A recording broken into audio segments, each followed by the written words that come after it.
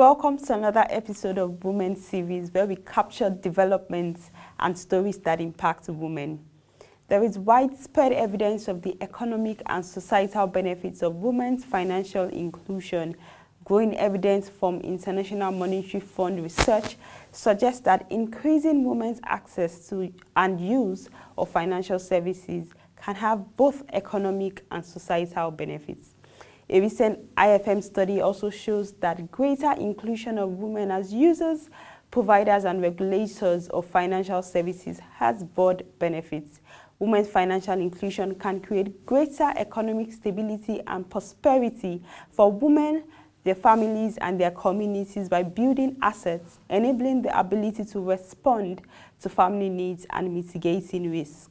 When a woman has access and, just as importantly, control of formal financial products, she not only contributes to her own well-being, but also to the well-being of her family. When a woman saves in a safe place, she saves for her children's education, her family's health, and their financial security and prosperity. And with greater security and prosperity, she gains greater economic empowerment. On today's episode, we'll be looking at the Central Bank of Nigeria's framework for advancing women's financial inclusion in Nigeria. In March 2018, the National Financial Inclusion Special Intervention Working Group, a working group under the National Financial Inclusion Governance Structure, constituted a subcommittee to look into gender-related financial inclusion issues and propose recommendations for addressing the high exclusion rates among women in Nigeria.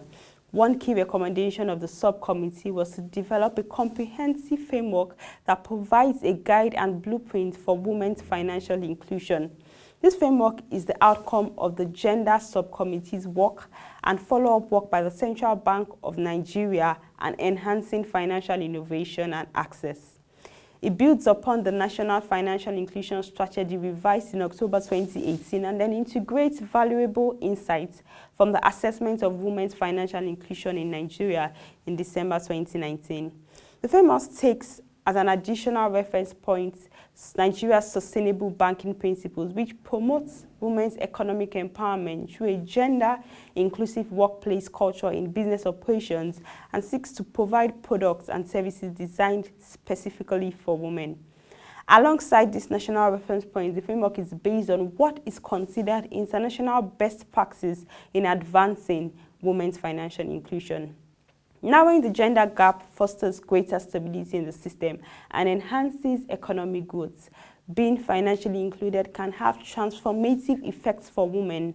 When women actively participate in the financial system, they can better manage risks, smooth consumption in the face of shocks, or fund household expenditures like education.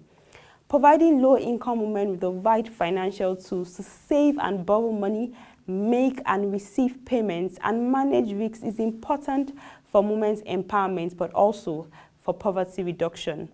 Women's financial inclusion is a powerful force in the economy and the society at large. While both women and men benefit from financial inclusion, there is evidence that economic inequality falls more when women have greater access to finance than men. The framework further addresses what can be done in the financial sector realm to use the tool of financial products and services to empower women in both their role as economic agents and their role as agents of social change. Developing a women-specific strategy stems from the recognition that it is important to treat women as a critically important and distinct customer group rather than a subset of a broader group, for example, vulnerable. It recognizes also that there are specific segments within this customer group.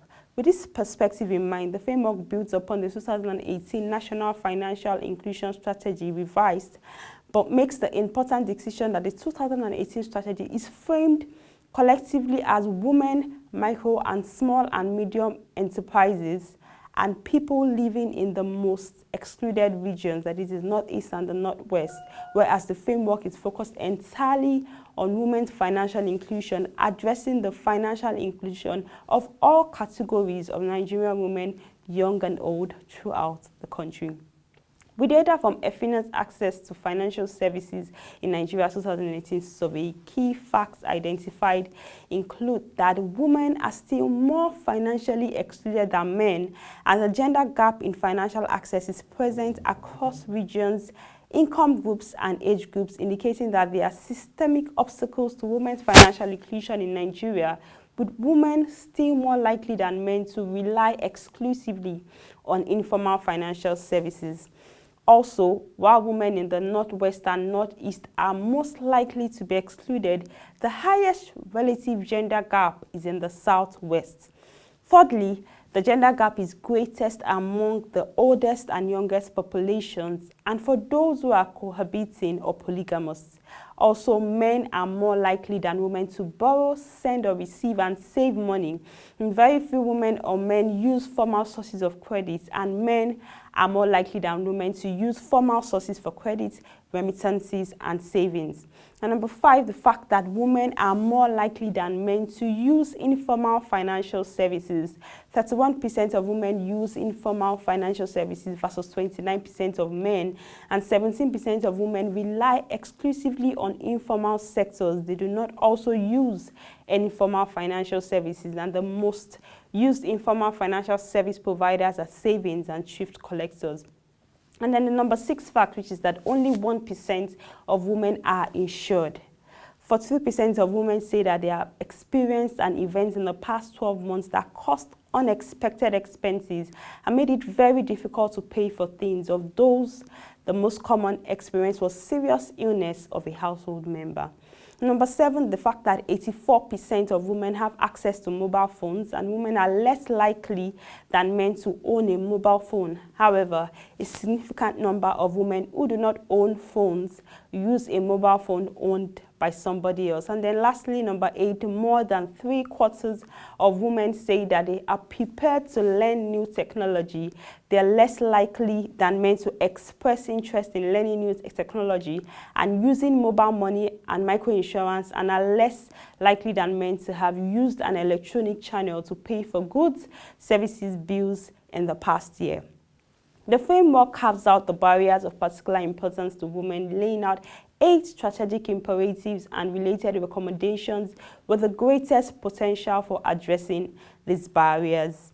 Strategic imperatives 1 to 3 address the most urgent measures to ramp up women's financial inclusion with the objectives of this framework in mind, while the strategic imperatives 4 to 8 address an equally important set of imperatives which focus on the development and uptake of a range of viable women-focused products and services and delivery systems, with the recognition that the implementation of these recommendations requires a longer time horizon.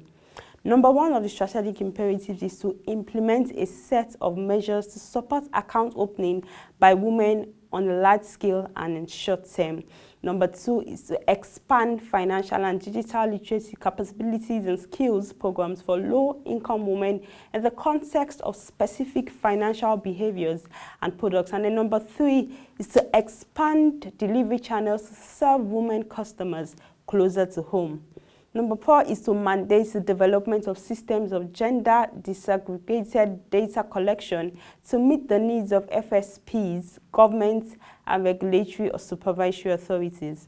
And then number 5, to complete and consolidate the enabling environment required to advance the government's financial inclusion agenda, integrating a gender lens. Number 6 strategy is to develop financially sustainable products and delivery systems that respond to low-income women's needs. Number 7 is to promote at the industry level the expansion of DFS and fintech solutions aimed at improving women's financial inclusion. And then the 8th strategy is to build a culture of women's leadership and staffing in financial institutions and other key agencies. Women's financial inclusion is an important element in striving towards the broader goal of women's economic and social empowerment. Financial inclusion is not an end in itself. It's a means of improving livelihoods and fostering women's economic and social empowerment. The case for a major push to reduce the gender gap in women's financial inclusion in Nigeria is clear. The value proposition of women's usage of a broad range of financial products and services suited to their needs and delivered easily is compelling. Given its value proposition, developing a woman-specific strategy stems from the recognition that it is important to treat women as a critically important and distinct target group. This will bring Nigeria not only to closing the financial inclusion gender gap, but to ensuring economic and social empowerment, leading to prosperity for Nigerian women, their families, and their communities. And that brings us to the end of today's episode of the Women's Series. To connect with us on our social media platforms, Twitter, Facebook, and Instagram with the details showing on your screen. You could also send me an email at programs@proshareng.com. Thank you for watching, and bye for now.